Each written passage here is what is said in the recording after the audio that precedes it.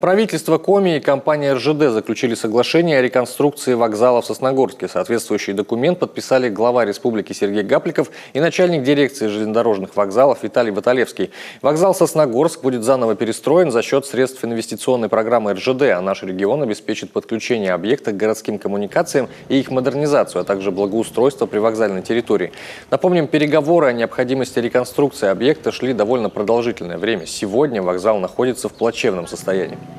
Сегодня существующий объект, старый железнодорожный вокзал, стоит более 70 лет без коммуникаций, без благоустройства, без удовлетворения потребностей маломобильных групп населения.